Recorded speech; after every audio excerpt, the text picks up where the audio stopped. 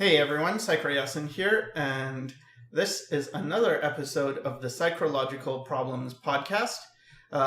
Today I'm joined by Flavia. Hello. And bobmeatbag. Hey. The usual suspects. And the topic I thought we would talk about today is expectation. Because this is something I'm encountering a lot with both students and just people who reach out to me or even friends that I talk to.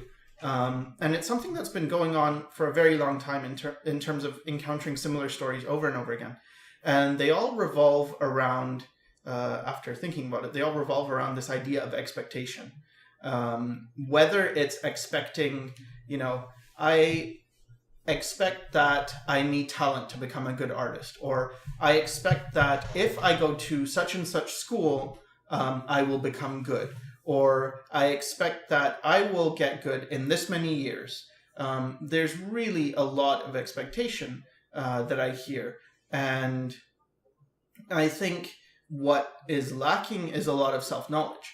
So if you ask follow-ups, there doesn't seem to be that much in terms of, why do you think it will take you this many years to get good? Because you mentioned a year. Where is that coming from? I just thought, it's not really coming from a place of knowledge. It's coming from an assumption. And I thought maybe this podcast, we could talk about that. So I know you have some ideas on the topic, Flavia. Yeah, I know we had a lot of, I don't know, maybe not a lot, but quite a handful of conversations about different styles of teaching and different roles the teacher has in a student's life. And for myself, I much prefer teachers who have a sort of give and take relationship with a student, where the teacher has more knowledge than you, has more life experience than you. However, you can challenge them. Like, you as a student have much more agency in terms of inquiring, in terms of basically using the teacher as a mentor, but you are the person who's wielding the teacher in a way. It's not just them holding your hand while they draw their picture, or, I don't know, guiding you. More like advice or answers to questions for your own progression, basically you're deciding your own direction as a student, and then the teacher can help you along the way or nudge you if you're really going off the beaten path or something. Yeah, my thing is quite different. as we clash a lot. Yeah. My thing is almost fundamentalist. It sounds that way anyway. Yeah. But I have this phrase that I devised a long time ago, called submit, study, surpass. So step one is submit. So basically when I encounter a teacher, I keep a lot of my own personal things out of it. And it's more, okay, I want to learn this, but I'm going to follow the teacher's method exactly as best as I can, and do the thing the whole way with I guess it's an assumption, but that there is, maybe I don't understand something, but maybe it will be, I will become enlightened as time goes on. And that's happened a bunch of times with me, where it's like, they're saying to do this. I don't really know what the point is, but I'm just going to trust that that's correct, and I'll do it. Now, I never fully believe them. I don't think like, this is the way I have to do it, or I won't tell other people, you have to do it this way. But especially if I do have a teacher like that, who's very almost dictatorial, and this is the way to do it. I'll just, okay, I'll do it your way, and I'll see things exactly as you're doing it, so that I can figure out why. What is your thought process? Why do you say this way and not that way? And often what happens is I find out a bunch of reasons that, if I was doing this myself and I had taken charge and thought, I'm going to ask a question, I would have missed this thing, because I'm coming at it from my life experience, from my philosophy, instead of adopting their philosophy. So I think the first thing I do is any pride I have has to be kept at bay, because I do have a pretty big ego. Other parts of me have bigger egos and some parts have smaller, but I do have this. I come with a lot of ego. So my first thing is submit. Forget your ego. Forget that you're good or not good, or this person is acting in a way that doesn't really please you, and then study as much as you can. Take in everything they're offering, and I will question when I don't know, but I won't antagonize or challenge. I will just okay, so let me be clear. You wanted me to do this. Is this right, or do I have this right? I'll ask for clarification, and then I feel like what I get is their pure instruction, and then I can look at it and go, aha, okay, now what are you missing that I've noticed? How could I try to improve this? And that's where the surpass part of it comes in. It's like, okay, now I've taken what you have and I'm going to build on top of it or extract things from it, but that's right at the end. So basically for you, questions are more like distractions?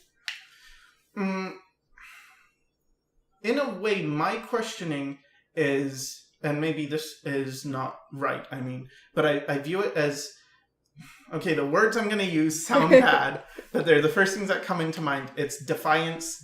It's letting you get in the way of what they're saying. It's assuming you can even know what to ask in a way. Like clarification is just, let me just be clear, this is what you want me to do, but I won't tell them like, no, I don't think this is right, or I think this is my thing. The one exception is if they tell me to do something that is actually hurting me physically. Like if they say, hold your pencil like this, and then I'm thinking, this doesn't feel right, I won't do it then. I will stand up like, this doesn't feel right. Could you explain why you want me to hold the pencil like this? Or could you show me? And then I'll try and decipher what is it about holding it that way that they're telling me to do that is working for them or producing a certain result. Or sometimes I've had it where they tell me to do something and I ask them to show me and they don't do the thing they said they were doing. And so I'll look at what they're showing me, not what they're telling me. Yeah, because some people have, and Bob, you are probably the closest person to that. Some people say they're doing a thing while they're showing you how to do a thing. And then the description they give you is not the same thing as the demonstration they give you. Especially with people who are really good at something.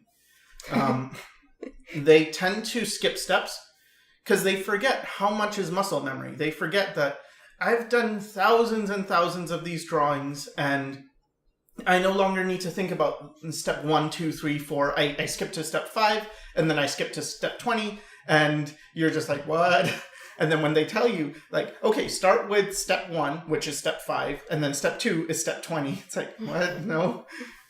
It's very difficult. So I try and not, I guess that's the thing. I don't believe them, but in my head, I don't believe them. I don't make that known to them that, no, I don't really buy this. Because you dissociate.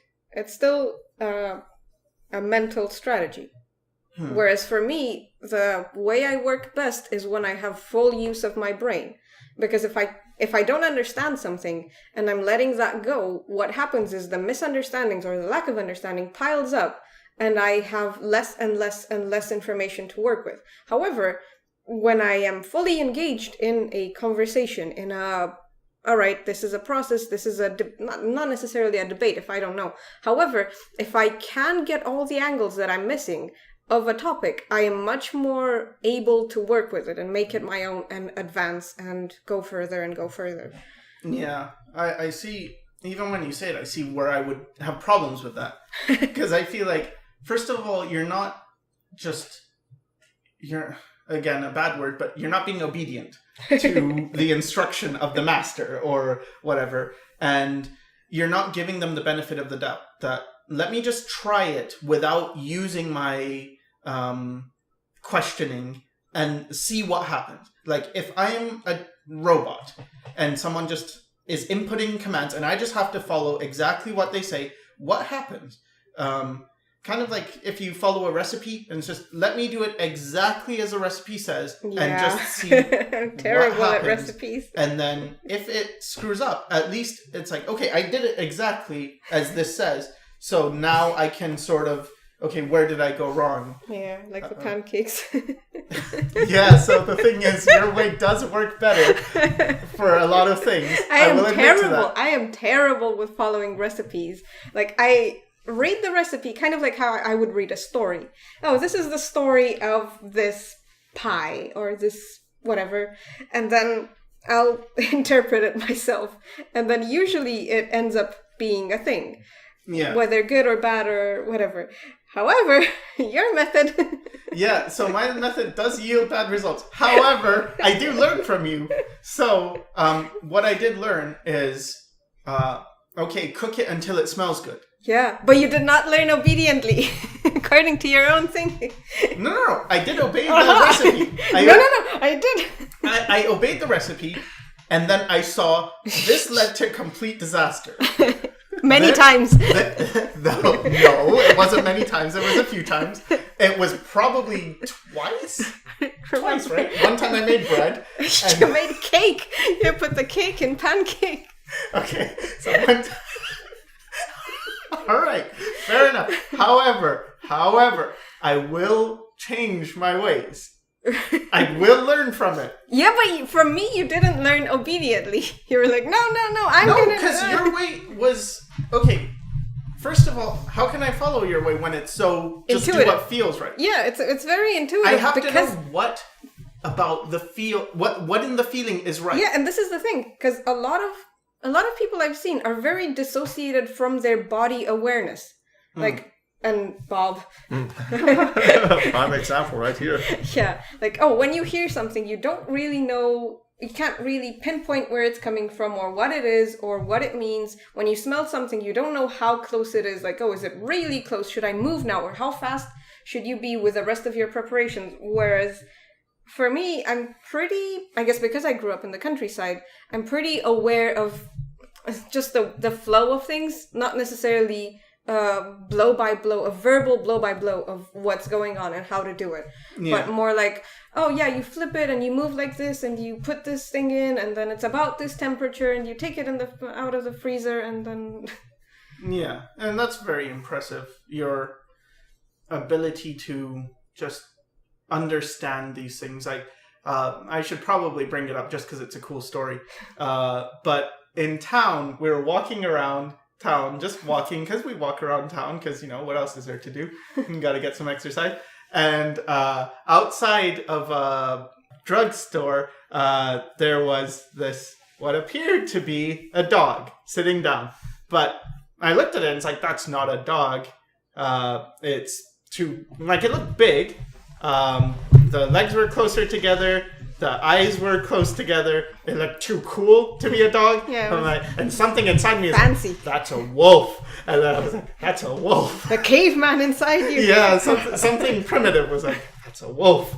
And then I was looking at it, and then it's like, yeah, that's a wolf. And Flavia walks up to it. Yeah, because it was just tied to a post. It was just tied to a post outside of a drugstore in the back. And then as she's walking towards it, she's walking slowly, and then the wolf sits down, and then the wolf just starts licking her hand, and it's fine. It looked like content. Yeah, it was petting it and talking to it. Meanwhile, Bob and I are far, far away. And just, whoa. I don't think that's a dog. Yeah. Anyway, and then the owner came out, and Flavia moved away, and the wolf got quite agitated once the owner came out. But the owner was like, oh, stay away from that. I was like, what is that? And then he's like, oh, it's a wolf. It's a wolf. It's an asshole, though. It's a biter. Stay away from it. Yeah, people can't get close to it. And Flavia was trying to say, like, oh, no, I got... Oh, yeah, you can get close, but you can't get too close because it'll bite you. And this has happened a bunch of times with Flavia, where she gets along with animals really well, and she understands them really well, but other people don't really get that. And so they will try and caution her, like, "Don't, no, watch out, deer are dangerous. They're gonna hit you in the head with a hoof or whatever." Mind you, you have been hit in the head. So. Yes, but not by deer. By horses. By a horse, yeah. But I was like 5 or 6 and I didn't know things back then. I didn't know as much. Yeah. And I learned. So I do agree that your methodology for quote unquote methodology or lack thereof. Your instincts are much better. I agree. I think instinct is better. I think most people have instinct, but it's very under many layers of breaking it down, unlearning. No, you can't do this. This is dangerous. Don't touch this. Don't, like, overprotective, overzealous adults telling the kids, no, you shouldn't do this. No, don't go there, because they're scared, because they're, I don't know, very catastrophic thinking. But it also does come with a degree of experience, like, because instinct doesn't. Well, I suppose it comes. You have some. There is 2 types. Yeah. Like, there's a type that you've done it so many times that you just know what's right. Yeah. Because you've done it wrong. Yeah. You know what wrong feels like. You know how to stay away from it. I guess with visual people, and you can correct me if I'm miscategorizing you, because you're pretty much my poster child for visual and adept visual person. But for me anyway, when I'm drawing a line, because I lack visualization, I don't really imagine the line on the page. But what happens is, because I've drawn so many hundreds of thousands of lines, my brain kind of can anticipate, okay, this line was wrong, this line was wrong, this, like, it can almost go through all the possibilities of what the wrong steps are, and then the remaining one is the right one. And so I have a tightness for every wrong move I could possibly make. Before I make the line, it's like there's a tightness, and then a no longer tightness, and then tightness, and then that no longer tight is where I put the line.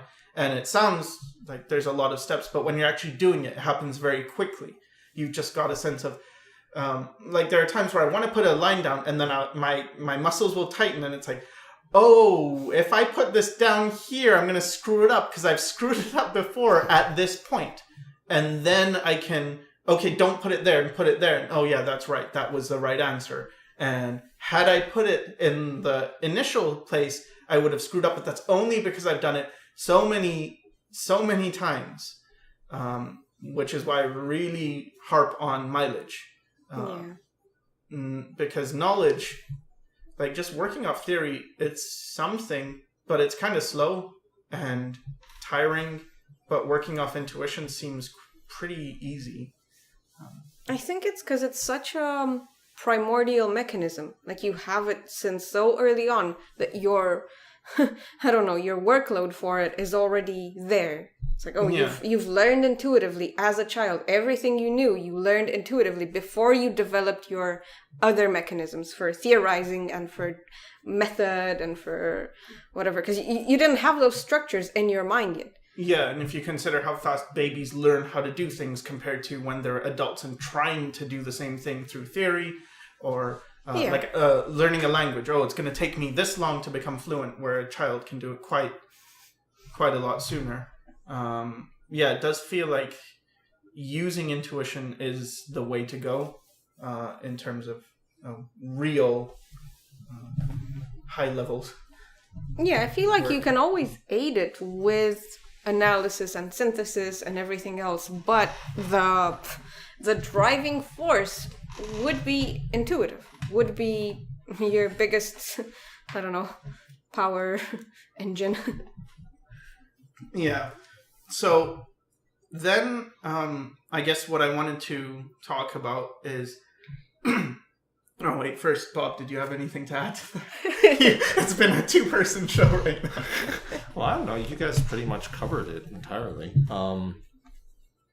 Like, for myself, I do notice that when I try to work through analyzing things, it's very slow. Whereas if I just put in practice, it's just like, okay, my brain kind of figures it out eventually.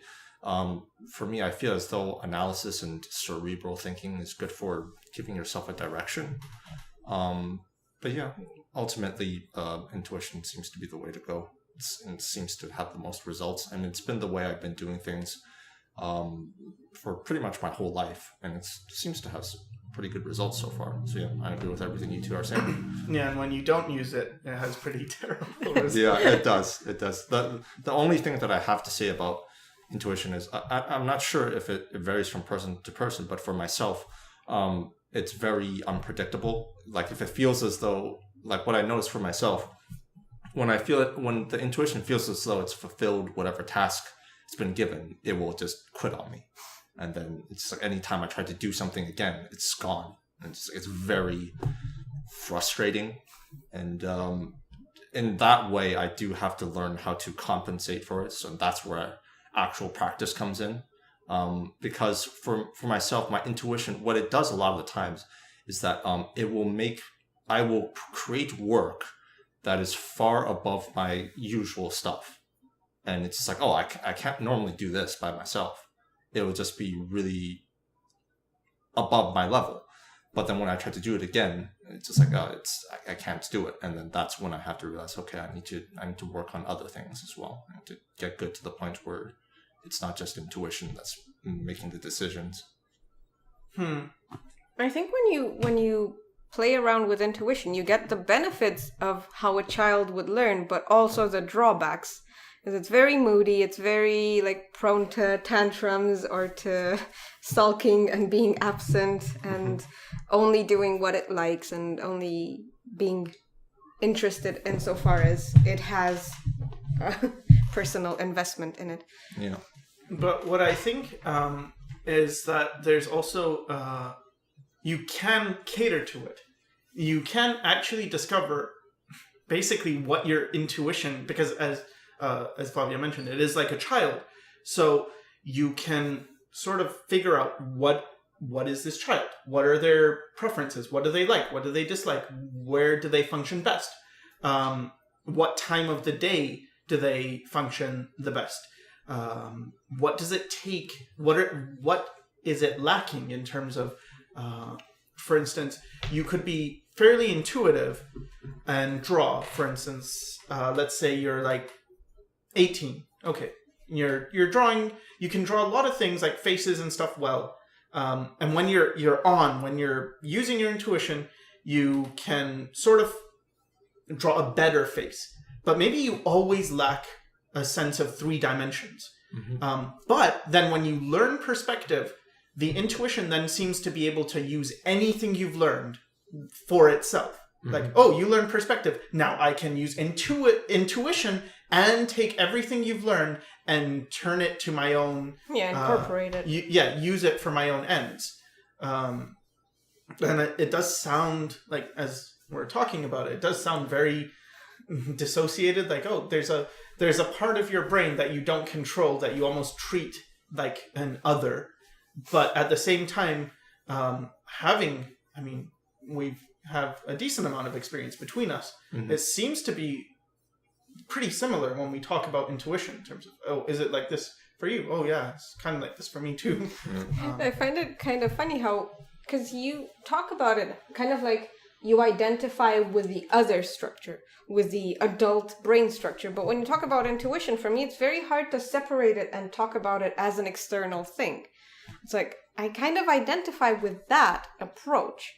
I don't give it a name per se or anything or relate to it in that way, but it does feel like, oh, it's part of a thing, right? It's a conglomerate. It's like a unit. Whereas when you two talk about intuition, it seems like it's more of a separate entity that resides within your brain in a way. And especially for you, Sycra, this is something that you struggle to catch rather than something that you possess sort of innately.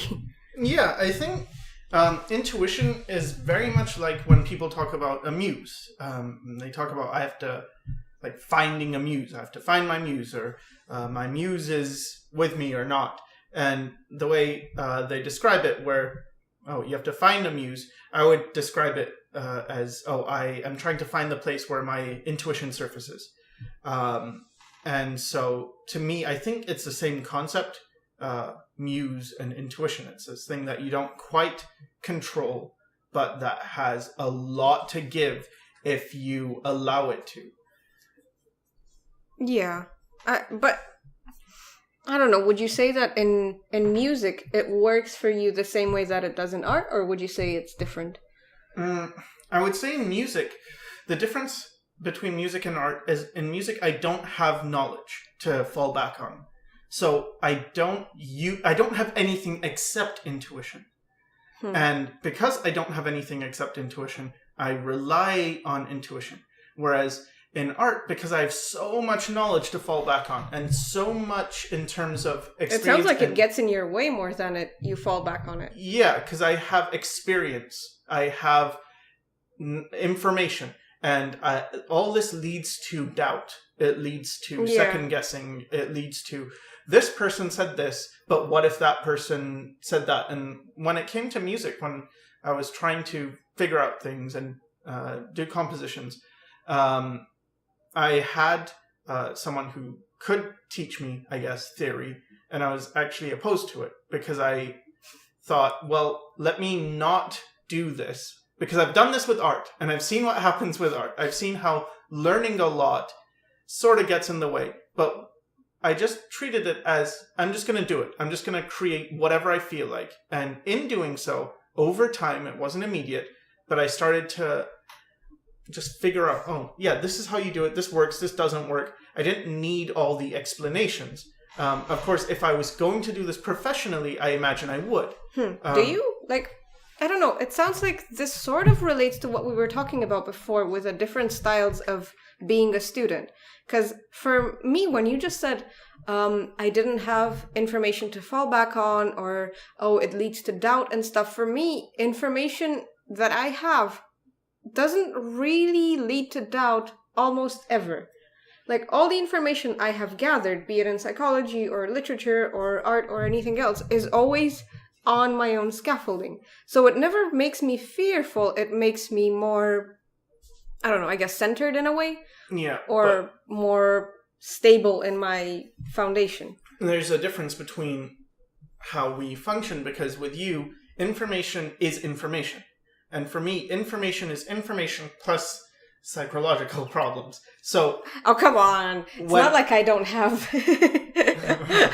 Yes, but my point is this. The self-doubt doesn't come in just from the information.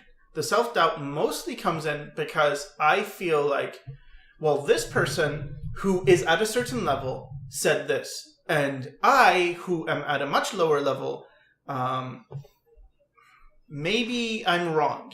It's because I value what other people say more than you do. Yeah, that's what I was curious about. Do you think it stems from this idea that you have to submit to people who seem, or at least who either have more information than you, or at least appear confident that they have more information than you? Because that seems to be a thing that kind of digs at your own foundation, instead of sort of okay, I'll look at things as they are and see what they are and stuff, instead of adding an emotional factor of doubt, of kind of all right, let me observe this custom of submitting to a teacher and putting my own thing aside. Because I feel like when you talked about it before with learning and submitting to a teacher, when putting your own things aside, that's sort of detrimental, because it doesn't really enable you to latch on to information as quickly and as solidly, because you don't get to filter it except for at the end. I guess, I don't know. Okay, so I could agree with you. However, I also saw positives in the way I was doing it, because what I tended to have in terms of experience with teachers is often they didn't believe in me in the beginning when they saw my ability. Mm-hmm. But as time went on, they found me to be a worthy student. Mm-hmm. And because of that, they told me more. Mm. They respected that I followed their method. They respected that I was putting in a lot of effort. Mm. They respected that I respected them. And because of that, they became much more forthcoming with information after, and some of them, like, they'll still contact me, but very rarely. But still, it's this understanding that there is an idea of, you have done the first step, which is you've, like, I've heard stories, I don't know if these are true, of masters that would make the student sit outside in the rain and then wait and wait, and if the student was out long enough, then they would come out and bestow the knowledge. And I don't think that's good. Like, I'm not saying, oh yeah, you should do that.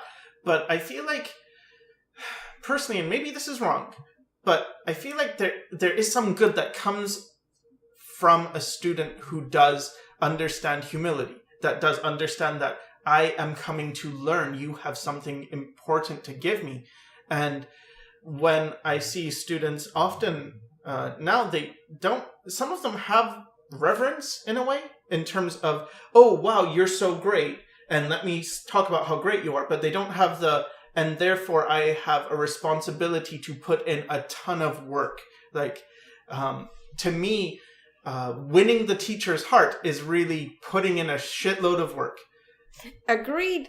I agree, but I also see the inherent fault in this, because maybe 80% of what you just explained is emotional arguments, emotional transaction, which means that you only have 20% of actual information exchange and actual experience with the information. So of course that's not going to leave you, it's going to leave you with a cheese full of holes at the end that you've built on, which is sort of solid at first glance, but when you look back at it, it's very airy, and you've gotten a lot of experience in dealing with people's emotions and placating them and making them understand that you are interested, or making sure that they understand that you are reverent towards them, and less time sort of getting the information out of them and into yourself and making yourself stronger. I don't think so, because I don't think there was information to get out of them. What I realized is, as I listened to them, they were, as long as I did exactly what they were saying, the thing was there. Like, it was very clear. It's like those, the connect the dots. There's a bunch of dots, and they're saying, from dot 1 to dot 2, draw a line. From dot 2 to dot 3. And if I kept questioning it, this looks like nothing, this looks random, this looks like whatever. But that's not the style of that's not how you would question a thing proactively and constructively. Because what happens is, because you submit to teachers, your studying is a sequence of other people's episodes. Kind of like, oh, they have it, they have the method. Whereas when you're involved as a student, you yourself will not be prone to doubt afterwards. Because, this person said this. I wasn't doubtful about the things I learned. You weren't doubtful about the things that you learned. However, you didn't build a strength in your own core. Yes, I did. Well, then how would you be... Oh, this That's person... the surpass part of it. That's Submit, study, surpass. Yes. Because at the end... Yes, but then if that was actually a viable method, I don't think that it would lead to further doubt. I don't know. It doesn't. That's not what leads to doubt. What leads to doubt is when I don't have a teacher.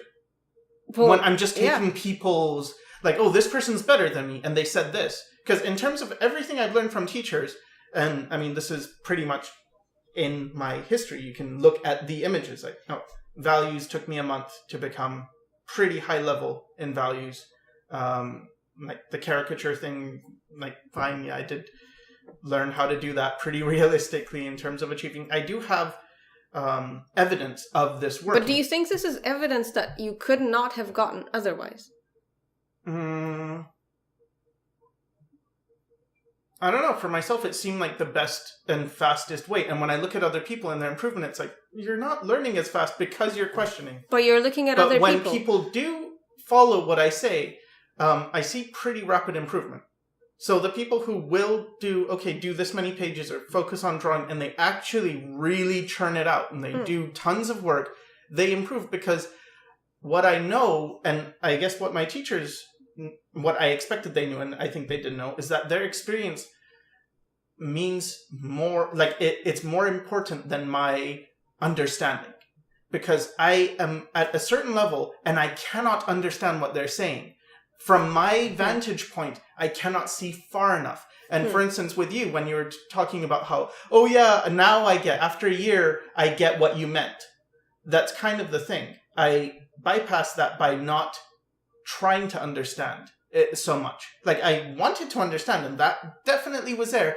But I had this period of, I know I'm not going to understand for a while, so I'm going to trust. I'm going to do exactly what they say, but then I will do more. So they would tell me, okay, do this, and then whatever assignment they gave me, if it was draw 5 of this, I'd draw 10 or whatever, but I would do more so that I would understand, and I would come with more questions, but not telling them, oh, why, but rather, I did all this, and then I ran into this problem, and then because they've seen how much I've done, they'll, oh, I see where you went wrong, and because it's their method. I'm not doing my method, I'm just doing their method. They know their method well enough to fill in all the gaps, and then at the end, it's like, when you have their method down, you're not viewing it from the vantage point of a student anymore. You're viewing it from their vantage point, and it's like, now I can understand. No, now I agree. I agree with this. Like, I agree with this part. The only difference that I have is in the beginning stages, and I suppose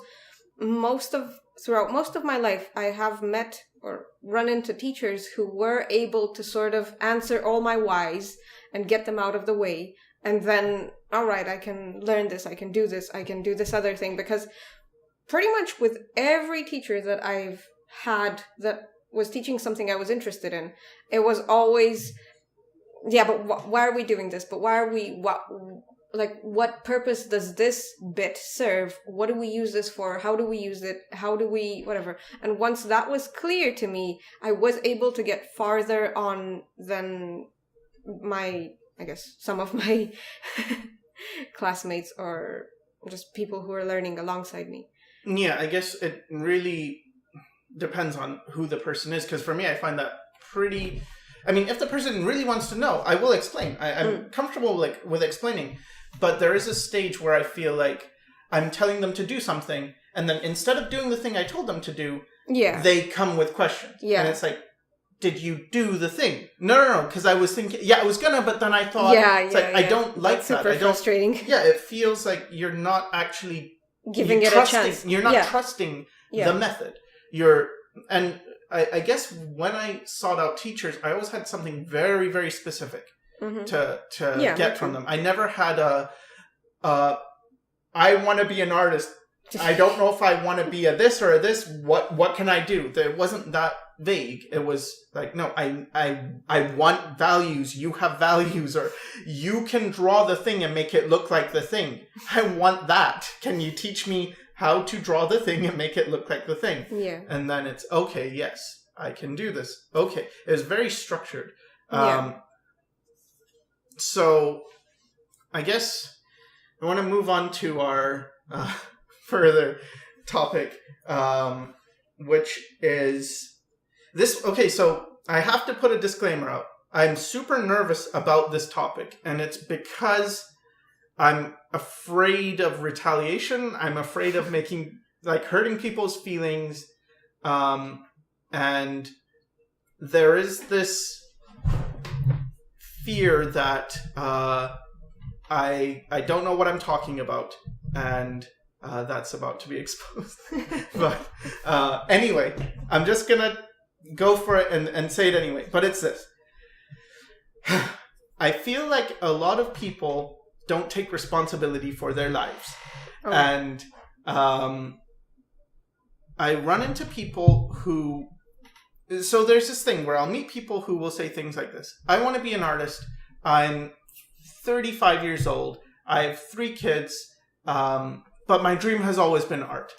And can I do it? And I want to do it. And my thinking is, well, yeah, I guess. If you put in enough work, surely you can do it.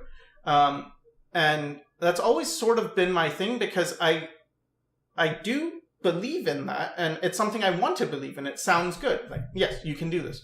But more and more, I'm encountering people who, when I learned the backstory, because at that time, when I was encountering people like this, because I was younger, I suppose, I didn't actually see, I only saw them at that point. when they're 35 and they have kids. I never saw them before that. But now, being a bit older, I have seen more of this journey. So I've seen people before they have kids, and then having kids, and then talking about, okay, now I want to do things. And what I have noticed, and again, everyone's situation is different. I understand that. I am generalizing, but I don't mean to be. I'm just curious about this. When I have met people before they had kids who weren't really working hard, or even forget kids, just, I spent this much time playing video games, or I know they spent that much time playing video games. And then it was a case of, oh yeah, hey, why aren't you drawing? Oh yeah, I was gonna, but then I was playing video games. And then later they'll have oh, I'm this age. Can I be good? Can you help me? Can I? And the thing is, if I didn't know their circumstance, I would be all, yeah, oh yeah, that's sad that you've got in this situation, that you want to follow your dreams. But now I start to think of it more like, what were you doing with, what kind of decision making did you have going that you thought, okay, I haven't achieved my dreams, and now I'm going to have kids. Or, hey, I'm 20 and my parents are supporting me and I have all the time in the world, and I could spend this on really working hard because I have this golden opportunity, but I'm going to play video games. Like, I get the desire to do that, but I feel like if you do that, you surely can't say 10 years later, oh, I'm 30 and, I spent time playing video games, but now I want to get into art. It's more like, well, why? Why do you think what do you think this is?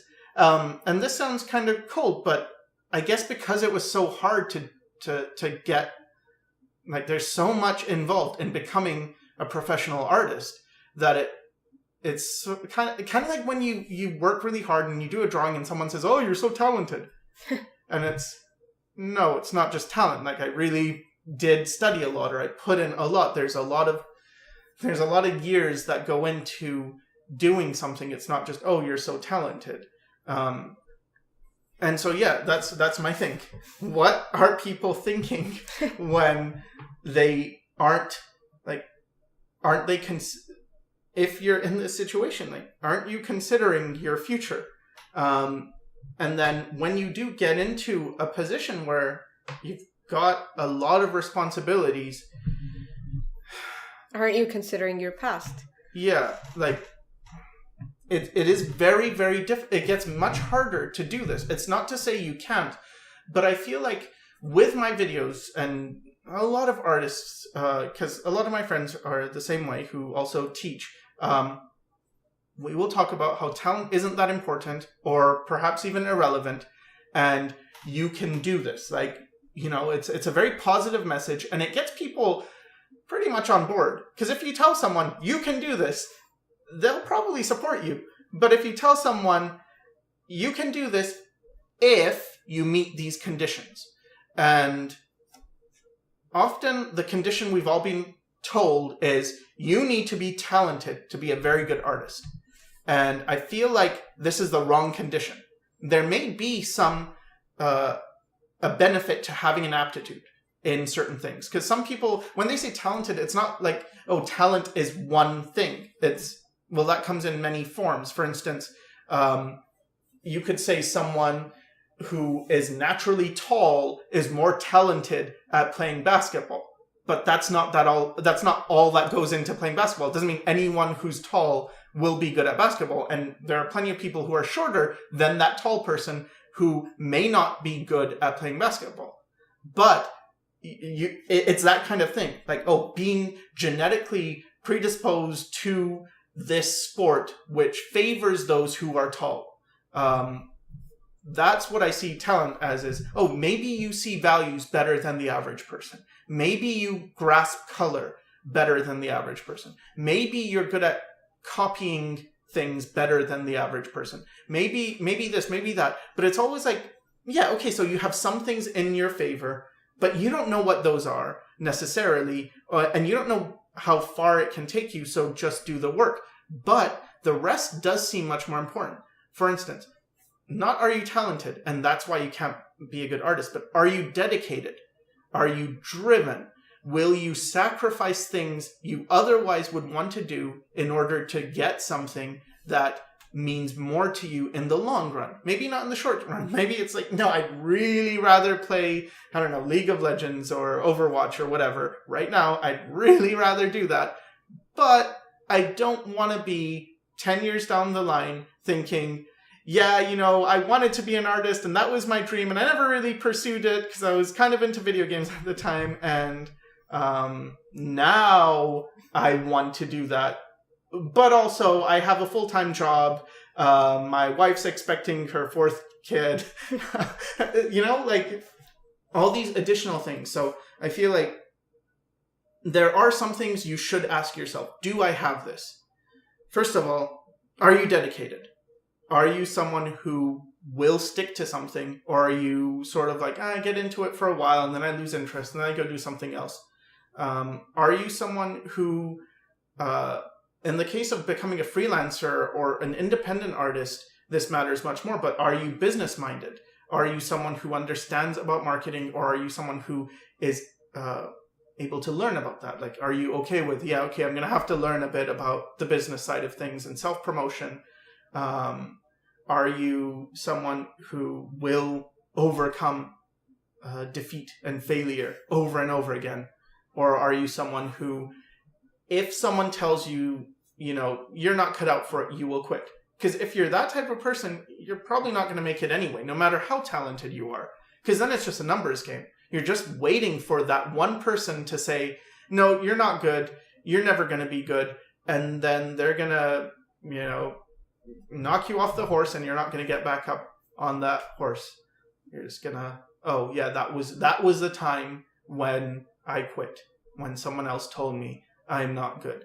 But I don't want this to be, very depressing speech. So I would say, if you are at a stage where you have time, maybe you're living with your parents and you have the time, really make use of it. Like this can help so much. Or at least don't torture yourself if you're not the person who wants, like if you know, I'm not that professional person. Like for me, for instance, I'm very lazy. I like being lazy. I like comfortable things. I don't really like challenging myself. But I also know I will. I will do things I don't like because it matters more to me that I will get good. So I feel in that there is a workaround. Yes, I'm lazy, but I will work hard if I need to until I don't need to anymore. And part of my laziness I use to fuel my thing. For instance, I am bored when I work on a piece for too long. So my thing is, well, I have to get so fast that I can finish a piece before I get bored. And that might take a few years, but I will do that. And to that end, I will give myself time. For instance, for me, time means I can't live in a house that costs too much because the mortgage rates will be too high. Or I can't live in a city where the rent costs are too high. Because if I do, it means I will need to make a lot of money. And if I need to make a lot of money, I know I'm not going to have much time, I'm not going to have much energy, and I'm going to be more than likely to give up. But putting myself in a place where it's okay, you're living off the bare essentials, but you do have time. Because you're not beholden to, I need to make tons of money, I can now focus on what do I really want to do? And I'm making enough money to deal with things. I'm working enough that I still get to explore. But it is a decision. Okay, someone else has to talk now because I feel like I'm talking too much. I think that a lot of the sense of priorities has gotten scrambled with people, especially lately. It's like so many stories are, in some form or another, this rat race kind of thing. Oh, I need to get good in 2 years. I need to do this. I need to do whatever. I have this job. I don't have time. I don't, whatever. And it seems like it stems from either social pressure of living in a city, having a certain lifestyle, having a certain maintenance cost of your daily life, but not really an individual need for those objects or that lifestyle or those social contexts or anything, which is why it sort of falls flat on its face, because there's nothing personal to sustain it. If it's only social pressure that's keeping you doing a thing over and over and over, day in and day out, hour after hour, you're gonna collapse because you are getting nothing out of it other than keeping fear at bay. Whereas if you set your pride aside in a way, and downsize and sort of, all right, I'm not, because the way I think about it, when you were mentioning video games, and I hadn't thought about this until now, but all these people who talk to us about, playing so much time, like playing games so much for so many hours and stuff. I played games when I was young, but I don't remember binging games really until after maybe I was 19 or something. Like, I played games, but an hour here, an hour there, sort of in between bouts of studying or doing stuff or being, like, reading or going to the theater or stuff like that. And I'd never really missed it. Like, I like video games. I like playing video games. I like the stories. I like the immersion and everything. But I never really miss it. And there were a few years where I was kind of binging things, but it was before I started my WoW excursion. It was just right before exams in university, and it was always during exam sessions. Because I got very, very stressed out before an exam, I would manage my stress by distracting myself for about a week with a video game right before the exam, and then take the day before the exam to, like, cram it, and because that's how I study best. Just to sort of keep my mind off the anxiety, because I knew I couldn't handle it and it would wear me down and I would do poorly. But other than that, I don't really get the proper place in it. And the way I think about it now is every time you're binging a video game, every day you're wasting playing games is a day in your future that you're sacrificing, or more days in your future that you're sacrificing, because it's investment in being a consumer of goods. But if your dream is to be a creator, what does that have to do with anything? What does that have, what is enriching you in this? Because if you're using it to alleviate anxiety, then you have to give yourself a timer for that. Because, I don't know, for myself, I always knew why I was doing it. And after the exam, I wouldn't play games. I wouldn't resume my game. I would just leave it for the next time I felt anxious. And I sort of had like a deadline for it. It had a very specific purpose.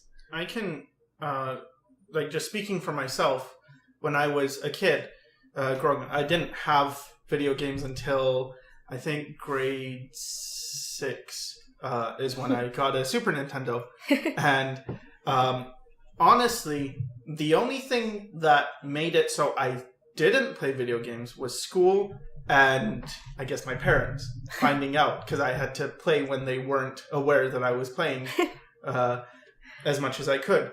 But really, until high school and even until my teens, if given the chance, I think I would have spent all my time in video games. Because it had for me something very important. First of all, I liked the music. I liked the art for a lot of them.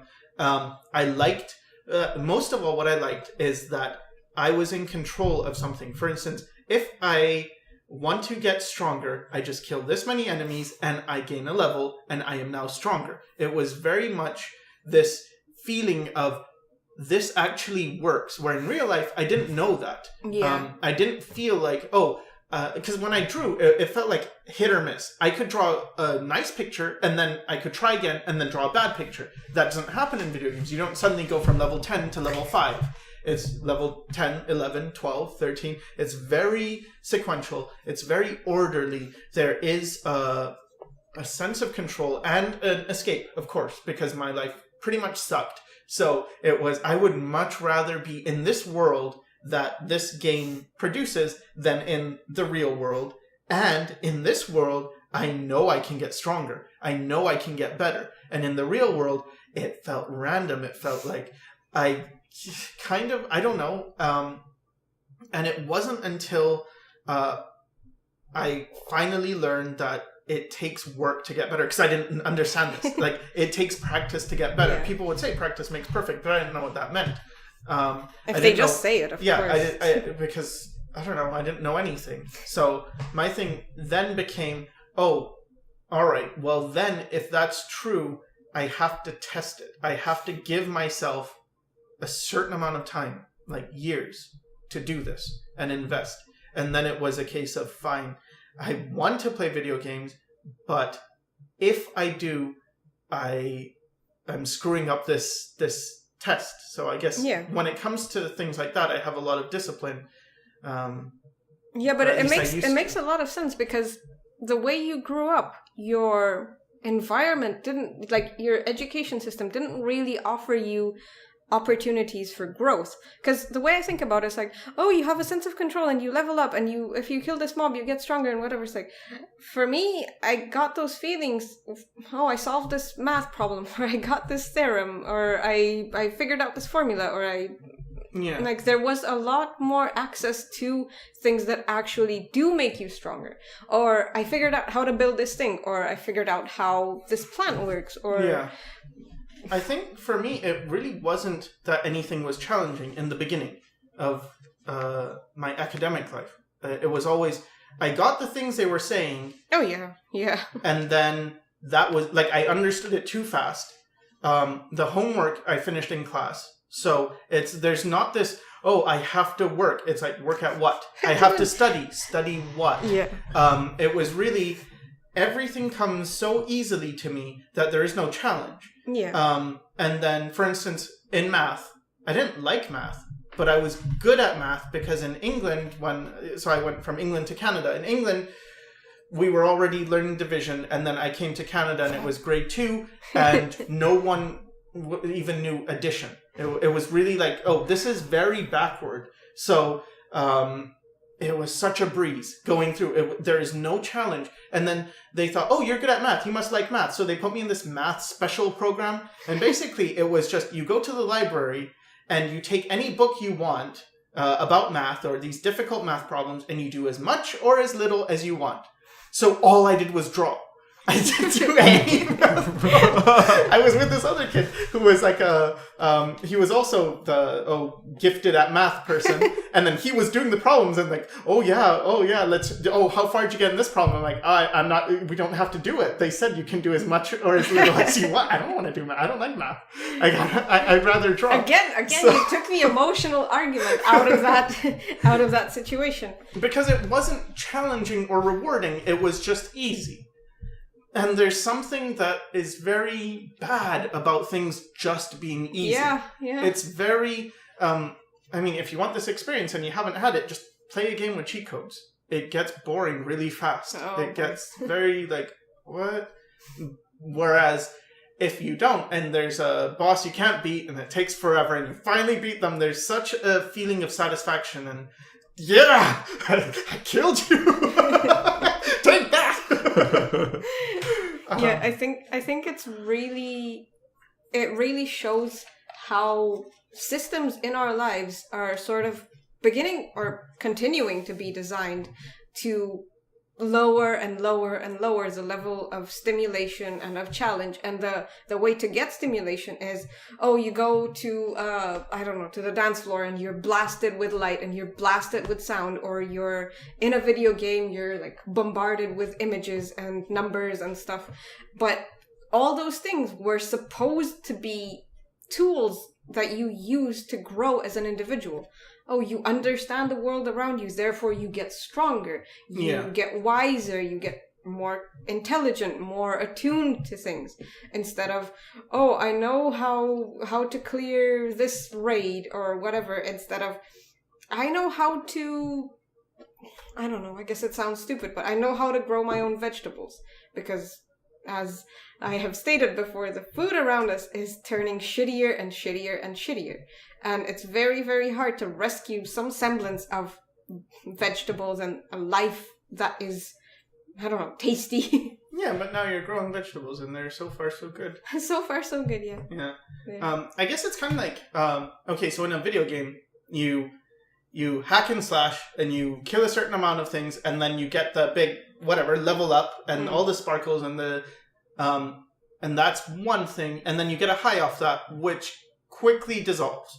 Whereas outside of that, let's say you were climbing a mountain, it's really hard and you can't get the whole way up first, and okay, and then the next time, but then you finally climb, you get to the summit, and the view is your level up. That's the sparkle is the sparkle of the sun, or the light hitting. Yeah, but that's the thing is, that's not all you get from it. Yeah, because in that, you built your physical stamina or your endurance, and there's a lot of what you got in growing as a person. You are now a stronger person, whereas in video games, I guess on some level, I imagine there are benefits. I'm sure there are benefits, especially with first-person shooters or strategy games in terms of think quickly. Yeah.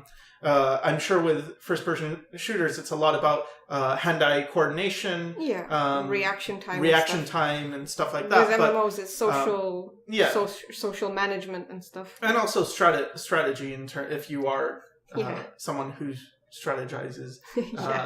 But with the mountain thing, it's okay. You get a longer period of the high, and you actually get high in terms of altitude. And then you grow as a person. And with art, it's kind of the same thing. As you draw more and more, it's, I can take some of what's in my head and put it on the page. It might not be great, it might not be perfect, but it's a lot closer than I used to be able to do. And I can explain something to someone, and I have this skill, and that's actually, it doesn't disappear when I turn off the game. It's not temporary. And it's much more rewarding, I would say. But I think that pretty much if you're a teenager and you're spending the majority of your waking hours, I don't know, devoted to video games or devoted to just distractions and stuff, you're really just looking at the short term. And I get it that in a way you are not yet equipped, or you're becoming less equipped to think about the long term. But if you just think about even the present you, if in the back of your head, your dream, your pull, your I don't know, intuition takes you to becoming an artist or becoming a doctor or something, like every hour that you're letting pass you, that you're taking away from that person who is going to be you, 5 years from now or 10 years from now, is very, very hard to get back. You're not going to get it back. And on top of that, you're going to deal with the guilt over the time that, when you do sort of come to your senses in your mid-20s and you're beginning to realize that, damn, I'm kind of screwed. I've wasted my teens, and now I need to worry about money. I need to worry about feeding myself, clothing myself, buying my own toilet paper, doing my own laundry, and everything else. And video games don't really get me that. And I kind of wanted to be an artist. Where does that leave you? Yeah. But at the same time, I would actually feel like I would respect someone just as much if they told me, you know what, when I was young, I did think about it. I thought, how much do I like art? I like art a little bit. I mean, I do like art, but I like video games a lot more. And I also kind of like making money. And I kind of like, status. I like wearing nice clothes. So I am pursuing art as a hobby. I just do it on the side. I do it for me. I thought, it would be cool to be a concept artist, or it would be cool but I don't have it in me, and I'd rather just do this. I would be okay with that. It's like, okay, You know who you are, you know your limitations, and you're not going to live in regret. Because that's the thing. It's sort of not knowing yourself and then torturing yourself, because I think that's really sad if you deep down with self-knowledge could have deciphered that I am not cut out to be an artist. This isn't what I really want to do. And yet I'm going to beat myself up every day and tell myself, oh, you loser, you're still, oh, you could have been an artist. Oh, you're not working. Oh, you could have been this. Oh, now you're just going to go to work. Why aren't you? You could be working in. Yeah, but you know what this better. preserves? You know what this preserves? It preserves the you could have been, which is what's important, which is what holds your ego together. Oh, you could have been, you could have been, you could have been, because you can't admit to yourself that, no, realistically speaking, I blew it. Maybe not even blow it, but just, I don't care about it that much. Yeah. I care about it, but not enough to... How hard is it to admit, I don't care about many things that much. I am despondent. I am, like, what does that leave you with? Yeah, but I still think it's gotta be better than years and years of self-flagellation, because after that point, after you admit, if this is you, and you're like, I'm not the artist that I admire, I'm just a guy who likes to draw. Isn't that a relief after, if you just realize that, in terms of, because you no longer have to live in this, I have to be this thing that I'm not. You now get to be yourself. And I feel like when you can be yourself, no matter whether it's what you want or not, it's got to be better. Like if you were gay and you're living as a straight person, it's got to be harder than just being gay. And depends. I think it really depends on the, like with a gay thing, clearly it depends on your environment and how hard is it if you're coming out of the closet to deal with discrimination, with like, I don't know, whatever persecution you might encounter. So I don't know. But I think on the other hand, clearly it's not as hard for this many people to keep choosing to preserve that heightened ego. Because I think if you live for so long with an inflated sense of ego, with like everything hinging upon, I am this artist that I admire, I am gonna be this, I've got this potential, this becomes a crutch. This becomes something you rely on. And when you deflate that to its realistic proportions, you're gonna experience a fall. You're gonna experience depression. You're gonna experience disillusionment with yourself. And I think this is what most people are not equipped to handle anymore. Realistic expectations from themselves, because they've not been brought up encountering realistic expectations. You can do anything you want to do. You can be anything you want to be. You can be a princess in a castle. But there's always, like, okay, so let's say it's not, I just want to be a hobbyist. Maybe you do want to be a professional. But you also know, you know what? I'm not that dedicated to be the super technical artist.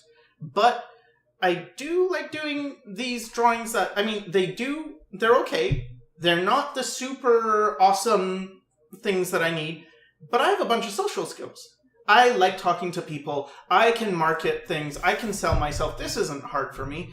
Then you don't need that much. You could actually change your goal from, I want to be the head concept artist at Blizzard, and instead, or lead concept artist, whatever, and instead, I'm going to be this local artist who makes these things and gets to talk to people a lot, and I'm going to sell at conventions, I'm going to go out, or I'm going to, do a lot with what I do have, instead of holding myself to a standard which I don't have. But see, this is the thing. This requires one of two things, if not both. This requires pragmatism and wisdom, which are both things that you don't get from a youth spent alone or sort of isolated in video games, or not dealing with the real world, not dealing with realistic expectations, not dealing with realism, period. It's like, where are you going to get these skills? Because these are skills that you're not born with as a child. This is what sort of adults around you are supposed to be there for, to teach you wisdom and pragmatism and realism and a down-to-earth approach, and sort of understanding where your strengths lie and where your weaknesses lie, and that it's not a crime to have weaknesses. But from everything that I've heard, and from everything that I've heard you hear, it's a very rare bird to have these traits. Sort of like it's becoming more and more weird to come across a person who knows about what their level is and about how much they're gonna get. It's like they're all shooting for the moon because they have no benchmarks, no real benchmarks. It's just anyone can post anything on Facebook. Anyone can say pretty much anything on Instagram. Anyone can, I don't know, put forth and give back any sort of information. There's no merit. There's no... And what I realize, and this isn't from any artist I know, but just from dealing with my family in a way, but there's this thing where sometimes I will hear the dream. And it's like, oh, I want to be able to travel and I want to be able to do this and do that. And that's it. I just really want a peaceful life, an easy life. I don't need this big house, or I don't need... And it's, with your finances, you could easily do this. You could, your retirement age, you could sell your house for a lot of money because you're in a high-priced area and downsize to a different town and have plenty of money, have enough to live off the interest. You buy a smaller house because you say you don't need this big house, and you could then get this dream you have. Like, oh, you will be able to travel, you will be able to do this, you will be able to do that, because that's pretty much what we're doing right now, living in a small town. It's like, okay, fine. You say you want to do your own thing, you don't want to work for a company, and you only make this much money, fine, move to where you can. But then I bring that up, oh, but then I don't get the social life I want. Oh, but then it's like, you've got to be willing to sacrifice. Yeah. You can't have dreams without, and be someone who's taken seriously. You can't have dreams without also knowing what are you willing to sacrifice. Yeah. And for a person who loves video games, but also wants to be a professional artist, it's like, are you willing to kill the video games? Are you willing to sacrifice the thing that you love so dearly for this thing that you love even more? And I feel there are a lot of people who don't make this choice or hide behind, oh, but I can't because I care about that. But yeah, but you can't have both. I don't know if you really can't have both. At least not right away. Yeah, I feel like there has to be measure. Yeah, I think there has to be trade-off. First of all, a measure, and then the thing that I don't understand is how come when people talk about like, oh, I like art, but I play video games all day and everything. It's like, don't you get a high off of doing art?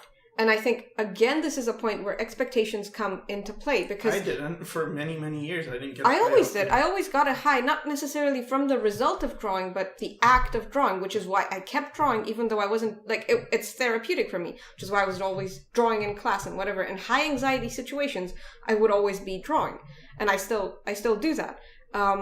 Because it sort of soothes me. And what I don't understand is, isn't there pleasure in doing this? Like, if you say you love a thing, do you love the thing? Because then you would get a bonus off of doing it. Or do you love the idea of the aftermath of somebody you've seen who did it and then you like that end position? Be it a famous concert pianist or lead concept artist at Blizzard or whatever. Oh, you like how people look at them. You like how, I don't know, the emperor of China was revered by his, whatever, court people or whoever. It's like, you like that status, but you don't like the process. You wouldn't really like to be in that position, to have to meet diplomats, to have to wear the fancy clothes or whatever they were wearing. But you want status. It's like, it's really hard to admit for people that they want status, that they want fancy clothes, that because it's seen as, oh, this is not cool. It's like, no, it's too shallow. It's like, but if you are shallow, what shame is there in being upfront about like owning your own personality? Yeah, it's like it feels very cultural, that cultures determine, or society determines, what values we hold up high and which we don't. Because for most of history, merchants were not looked at positively. Yeah. Being a merchant wasn't good. Being a scholar was good. Being a merchant was pretty low on the totem pole. Being a laborer was even worse. Being an aristocrat or noble or something was pretty high. Being a warrior was very respected. But being a merchant, no, not really. But in America, it very much is. Oh, yeah. A mercantile saying, I want to get rich is, yay, good.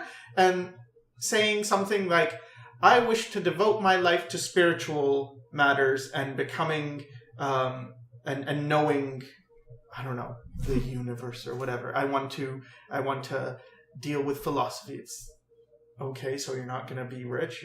What? Yeah, so yeah. You're a dropout. You're a what is it? Liberal arts major. Yeah.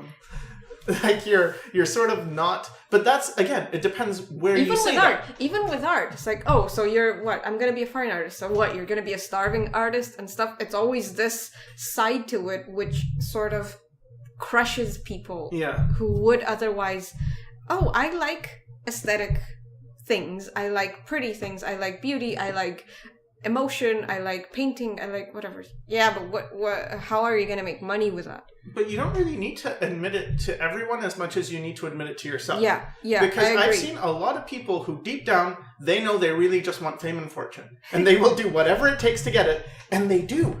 I'm surprised by how many people who they know.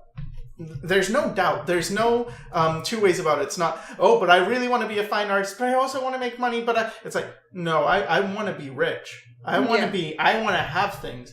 And I want that a lot.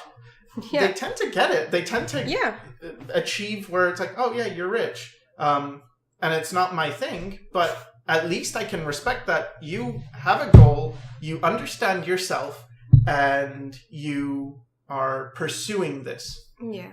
Like, I myself got a lot of shit from my parents because I held back on telling them what I was going to study for university for as much as I could. But in the last year of high school, I sort of had to, because just of like organizing things and whatever.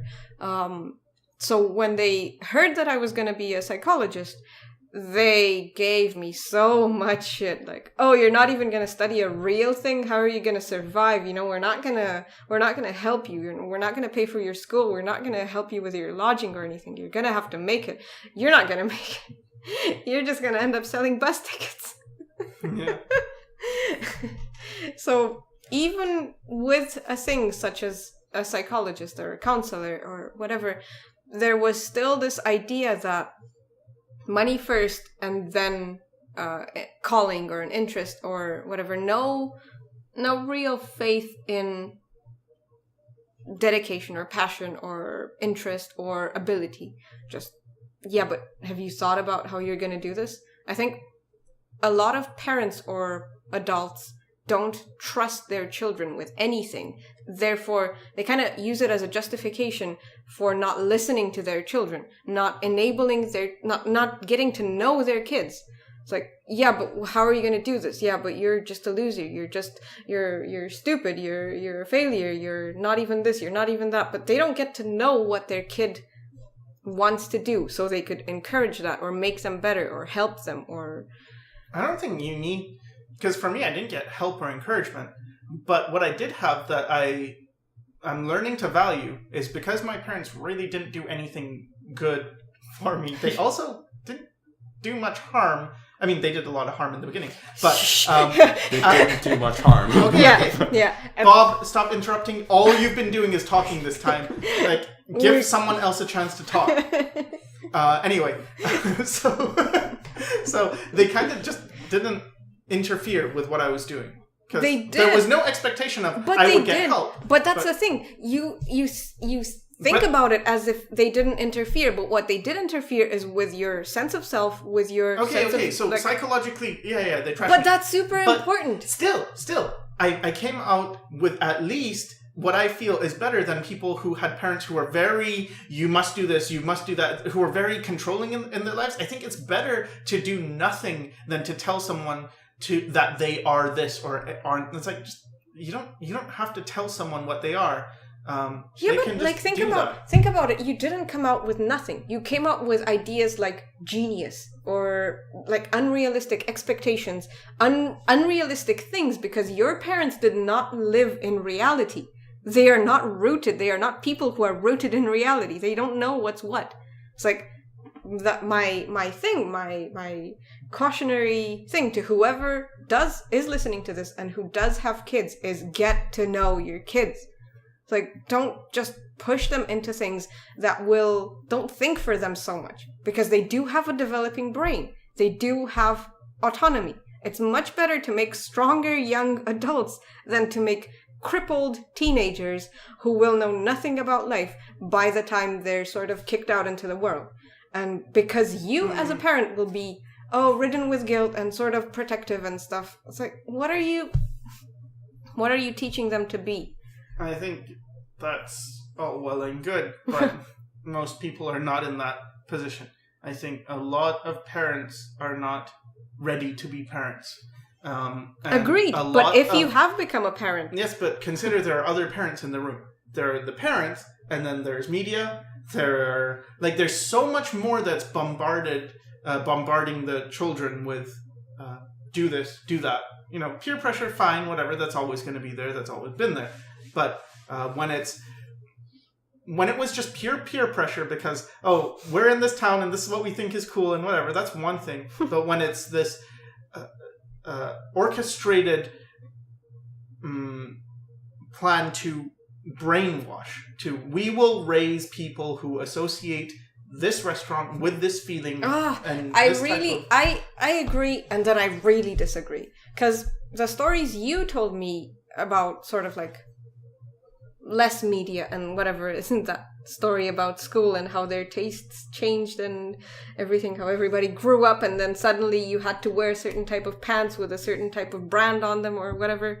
It's like, those things are really bad, but they're not overwhelming. And even today, it's like, you don't have to do this. You don't have to raise your kids to associate a certain, like, parents have so much in their kids' lives, so much authority, so much power to influence that they don't take advantage of necessarily, because either they're too distracted themselves, they're too demotivated, they're thinking about their long lost dreams. I think they just don't know it. It's kind of like which is why I'm talking about it.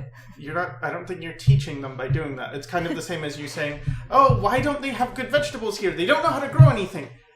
Okay, are you gonna go out and, I don't know, become this person who I will speak out on this and I will spend the next 10 or 20 years of my life becoming the person who talks about this is how to grow things and I'm going to go by person by person, because you have to be willing to put it in. Think about it. Or else... Okay, think about, you have to use, what you say is you're describing a person who is giving up their life to go door to door and teach people how to do a thing. However, that is putting the people in a very infantile position. They need to be spoon-fed. However, like, all the information about growing things and whatnot, it's like, it's out there. Yes, but you just have to look for it. That's assuming your audience are capable of receiving your message. If they're not, then you have to make your megaphone loud enough that they have no choice but to hear your message, or that it requires less work. I feel like to do otherwise is just not paying attention to reality. Maybe people are better, and when I say people, I just mean average, because obviously, you listener are different.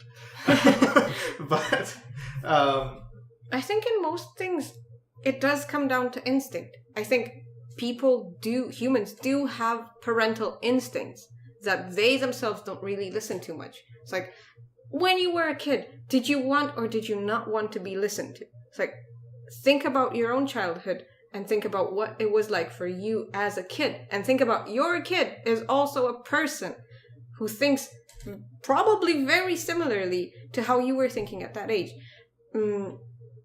I think the way I see it and my former classmates from university who have kids, they sort of thought of their kids as not really sentient, which I thought was really, really bad. It's like, they are hyper sentient. They're very in their formative years, they're very, very sponges. It's like, everything you are very under scrutiny as a parent, because they will learn things from you. Whether or not you're actively teaching them, they will learn things from you. Yeah. What do you have to say about all this, Bob? I agree. I agree. I was just thinking, again, probably going to get flack for this, but the voice that came in my head as you were talking was, oh, but you don't have children. You don't know what it's like. And then my voice was, yes, but I remember when you didn't, and I told you to wear a condom. Yeah. Like, Yeah. Yeah. Like, when did you decide you... Because we could have kids, Yeah. and then we'd have that right of, oh, no, everything slips off us because... But yeah, see, even this attitude is depersonalizing your kid and sort of putting your relationship with your kid, whether it's accidental or not, it's putting it sort of on the, not even on the back burner, but on the, I don't know, the bottom of the list somewhere. It's like your kid is not just an excuse for you to not pursue things or not do things. It's like, yes, it's a hassle, it's a responsibility, it's a great deal of things, but it's not just that, it's a person. Yeah, I really feel like people should not have kids until they've achieved their dreams. Yeah. Or until they're well, like, I feel like yeah, achieved as in whatever, like, okay, so you know where want the to be a kid fits professional in. artist and you want to be the best artist. Fine, you're a professional artist, you're not the best artist, but you're at least a professional artist and you can support yourself and you can support having kids. Yeah. Fine, then have kids. like, but this idea of, I have a bunch of dreams, and one of them is to be a parent, and one of them is to be a professional artist. Like, okay, so I'm working on the professional artist thing. It's not really going anywhere because I slack off a lot, and I play video games, or I hang out with my friends a lot, or I spend time binging Netflix or whatever. So I'm going to have a kid because, like, that's also my dream, to be a parent. And I didn't want to be an old parent. It's like, well, what are you sacrificing? And in this, whenever children are involved, it's always a life you're sacrificing. Yeah. What goes on the altar? Is it your PS4 or is it this child? and I don't know. But it feels like, oh, but I can't talk about this. But at the same time, I feel like, but I'm sacrificing as well. I mean, I wouldn't mind certain things, like, oh yeah, having a kid, I guess. Yeah, I guess I have that instinct, but there's also, but I'm not good enough. I'm not a strong enough person and not to have that. Not knowing where your kid would fit into your life. Yeah. Because I feel like any small or big like a kid is probably the biggest responsibility you can take. By far. But even if you think on a smaller scale, because when I got Pisiko, my cat, I sort of knew that I can't, like, I love animals. I like cats. I like animals. I like their company. But I knew that I couldn't have more than one cat. And even so, it was very, very, like, I knew, because of my lifestyle and moving around and everything, it's very hard to have a cat. And it was really hard. Like, if I came across another cat, I knew I would have to give it up because I had no place for it. I had no room. I had no, like, I can't carry 2 cats in 2 cat carriers, one on each shoulder every time I travel. So a lot of this goes into the sacrifice pile. It's like, I can't really get the company of 2 cats or a crowd of cats or, I don't know, 40 cats.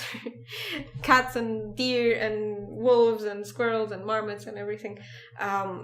But what I do have is the one cat that I have, I am able to give it the life that I think is okay to give it. It gets fed, it gets comfortable, it gets attention, it gets pretty much everything that I can give. And I feel like with a child, you also have to consider what a kid needs from its parent. Yeah. You can't just... and it's not just money or I can afford daycare. It's what are you contributing as a person? How much wisdom do you have? How much integrity? How much of how successful are you as a person? And then you can replicate yourself. And the story that my grandparents raised my mom. Yeah. So that's pretty bad. However, I feel like the way they designed their life was very pragmatic and I did take a lot out of it. So what they told me is they got married when they were in their early 20s. And that was still under communist times. And my grandma did get pregnant a bunch of times. And at the time, it was illegal to have abortion. So she would have to sort of go through this huge process of getting a shady doctor and giving her bad chemicals and everything. But she didn't allow herself to have a child until a few years later, when they had basically they started from nothing. They had like a mud kitchen that they built with their own hands. They brought like sticks and they sort of put mud on it to make the walls and everything, and then they painted it. And Beaver would be proud. Yeah, Beaver would be proud. But that's pretty much. And then they bought like 2 forks, and then they bought 2 knives, and then 2 spoons, and then bowls, and like pretty much one thing at a time as they were developing. And then she was thinking about, well, I want to have a kid. I really want to have a kid. But we don't have a fridge.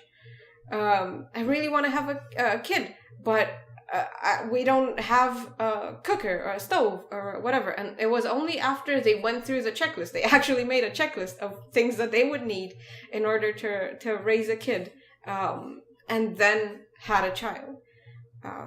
I feel like that is, okay, that's a bit extreme, and I suppose not many people who are listening to this live in those conditions, but I do think it's a good mindset of, are you able to give time to your kid, or are you going to be away all day, and then they're going to be left with school influences, friends, whoever, TV or internet, or that alone, and no family warmth or trust or sort of practical things of, you know how to fry an egg. Are you going to teach your kid how to fry an egg? Are you going to teach your kid how to be independent? Are you going to teach your kid how to be self-secure? Because that is something that they primarily take from whoever's raising them. Yeah, it's important to treat the kid as their own person, not just as whatever you want it to be. I just got stuck on it because you were saying, oh yeah, they didn't have a fridge yet. And then I heard Bob's voice saying, like, of course he wasn't saying it, but, yeah, how would you freeze the baby? And they didn't have a stove yet. How would you cook the baby? How would you cook the baby? Anyway. Yeah. Pretty much. I don't know.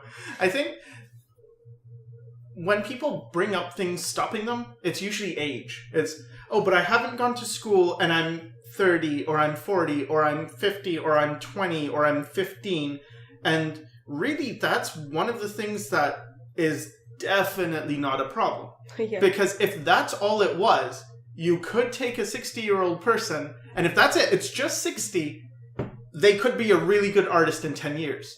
Like, whatever. If, like, not saying in terms of, you know, maybe their health is bad and they've only got, you know, whatever. Let's leave cancer out of this or anything like that. But just in terms of age, yeah, you could do this. Yeah. It's not the age, it's everything else. It's the responsibility. A 15-year-old has usually much less responsibility than a 30-year-old, but they may have more pressure, for instance, from their parents. You have to go to school, so which school are you picking? And you say you want to be an artist, where's the money in that? And whatever, whereas a 30-year-old, I mean, usually by that age, the parents given up on you, right? But, yeah, but in just age or something, that's really not what it is. So when you think about, if you're one of these people who think, you know, I'm 28, am I too old to be a professional artist? Try not to do that. Instead think, how much determination do I have to be a professional artist? And if I have to take 10 years out of my life, how am I going to do this? If I need to give myself, like, okay, at least 10 years of development, because a professional artist is about as rare as a doctor in terms of how many people are actually able to live off their art. Maybe even more rare than a doctor. I've heard a comic book artist, to be a professional comic book artist, is about as rare as a professional NBA player.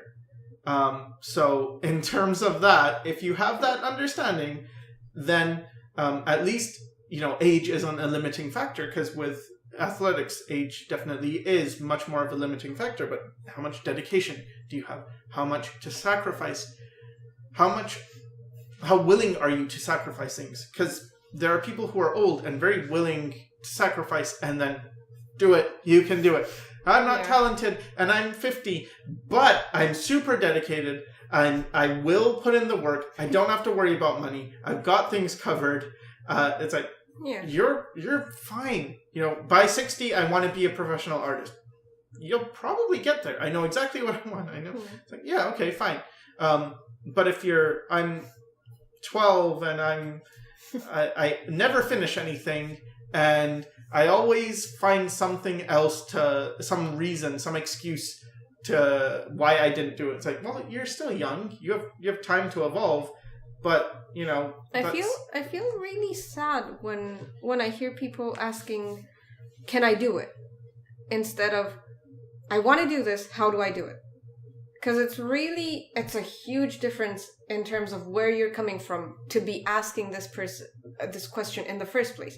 Oh, I'm 27. Can I do it? It's sort of like going to a fortune teller and read my cards for me. It's like, what? What do you mean, read your cards for you?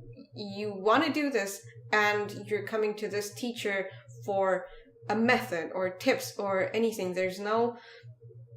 This isn't rocket science. It's just put in the work. Can you put in the work? That's for you to answer before anything. Yeah. Because it's all like, how, I don't know. Who are you? Like, can I do it? Yeah, exactly. They'll give you the wrong information. And it's a very hard... I don't know. I feel like on the receiving end of this question, it's a very...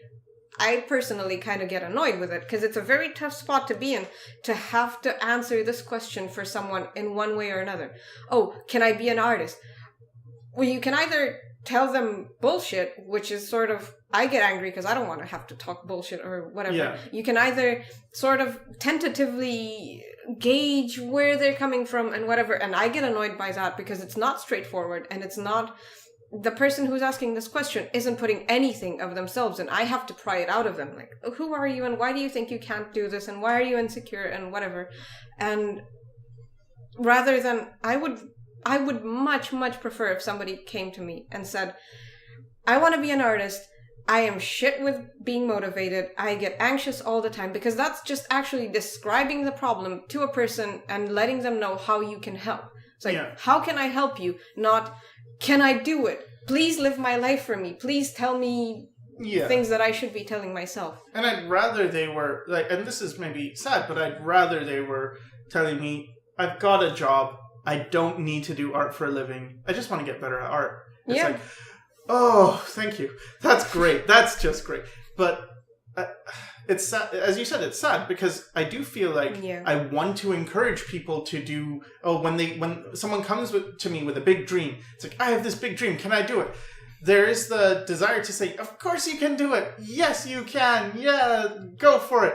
But the reality is, sometimes it's a case, more often than I would like, it's a case where I see the person, I see how much work they put in, and I know they can't do it. Not because of talent, not because of age, just because of work. But at the same time, I don't feel like it's my place to say, you cannot do that to anyone. But that's a problem. Like, I really feel like this is I don't know where it started and where it started seeping into things, but I've seen this concept and this principle over and over and over again. Oh, I don't want to be the person who tells somebody, or I can't be the person. It's not my place to be the person who tells somebody they can't do it. And I really disagree with that. I feel like it's a shit position to be in, and I hate to be in it. But I feel like if somebody asks me, can I do it? And I look at them and I see, you're not doing the work. It's like, you could, but you aren't. It's like, yeah, it sucks. It really sucks, emotionally speaking, to be put in that position. It's sort of like between a rock and a hard place. You can't...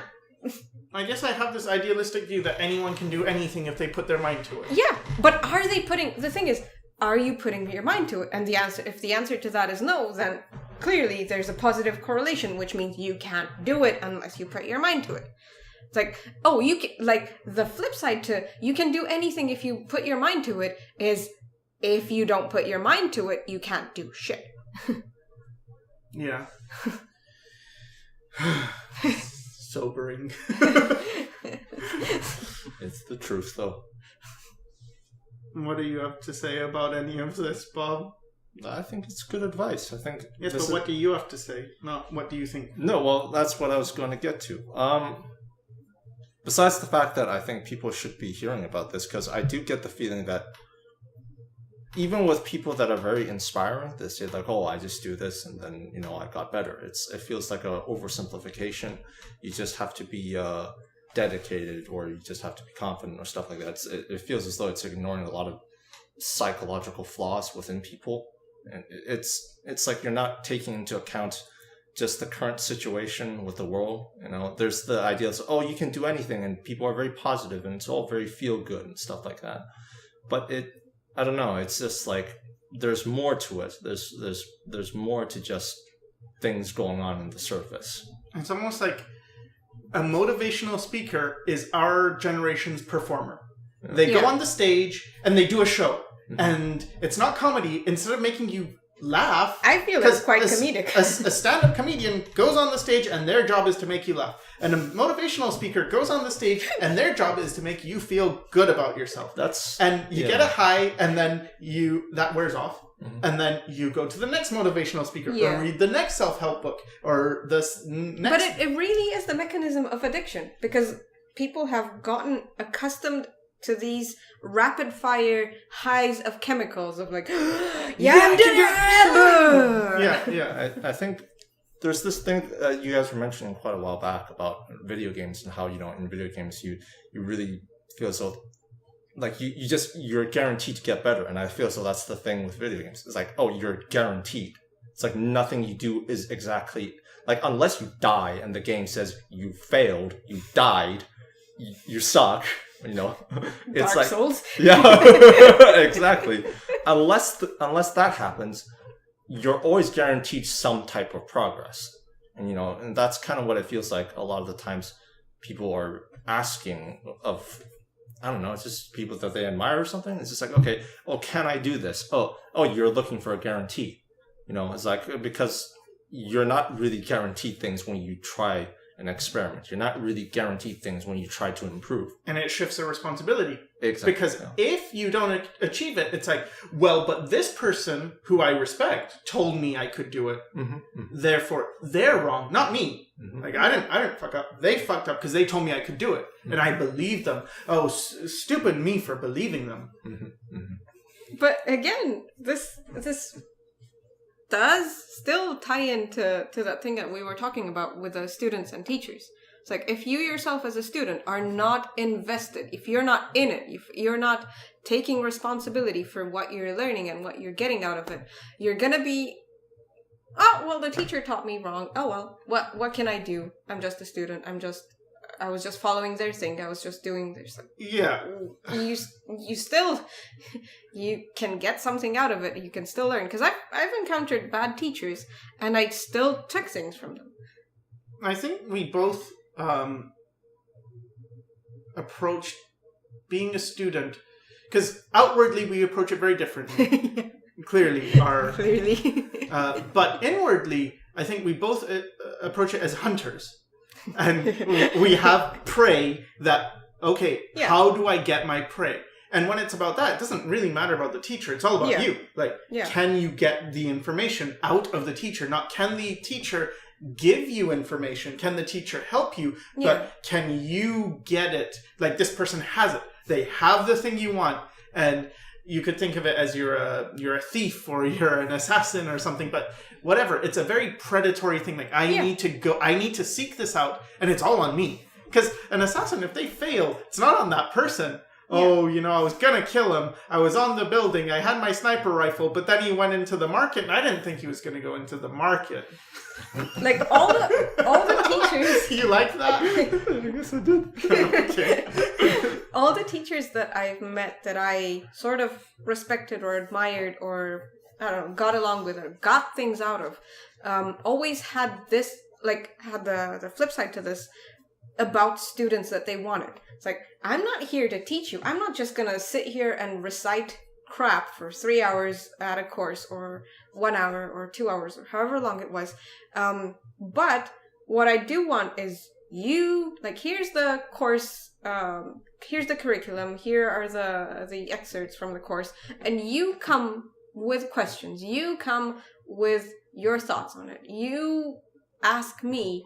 It's like, be involved, there was a guy who, I had him in university, and then he was teaching us statistics, and he was the first one that actually verbalized it. And the sad part is, not many of my 200 people in the year liked him for that. He said,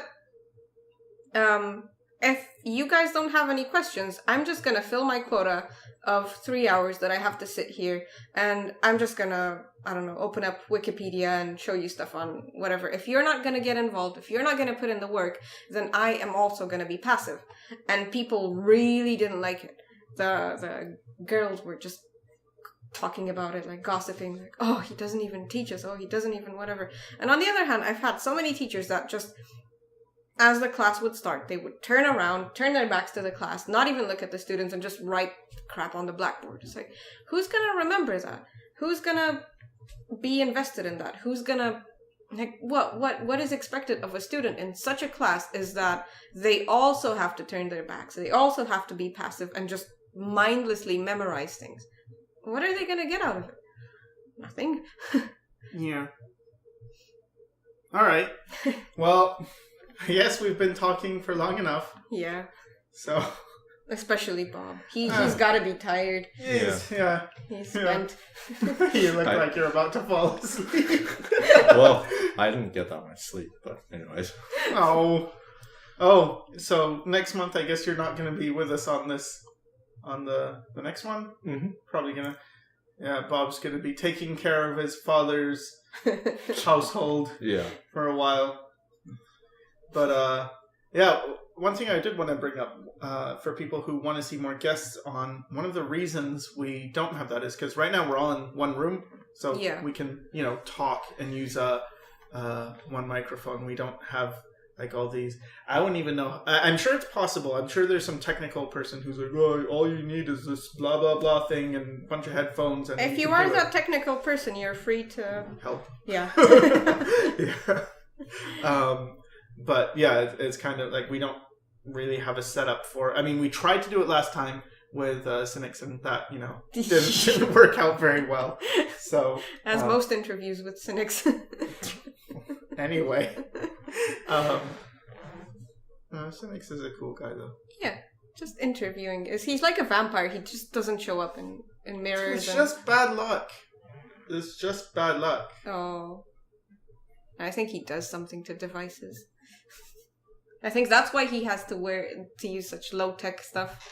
Because, like, the new age technology can't handle him. Yeah. Yeah. With that said, thank you very much for all of the listeners who are still here, who could tolerate this, or the ones who are fuming. Fuck you, I hate you. You say I'm gonna write the comments. God damn it. What they're saying right now, I don't. Yeah, well, at least you stuck through it, so I appreciate you holding back. For people who skipped, haha, aren't you clever? Congrats on being clever, I guess. You learn nothing. Get to feel cool, though. It's okay. It's fine. I listened to the whole thing. I didn't learn anything either. So you can't be saying, because if they skip, they learn nothing. I also learn nothing and listen. Yeah, but see, that requires so much more logic than such a person would be capable of. You can't do it. You can do the accent, but you can't do the mindset. Thankfully, thank God. You can't tell me what I can or can't do. Nobody can tell me that. Nobody. It's not their place. Only God can tell me that. Okay, so Flavia, Bob, thanks so much for doing this, talking. Everybody who is listening, if you are like me, you didn't get anything out of it, then why should we tune in next month, right? But if you did, then yeah, you can tune in if you want.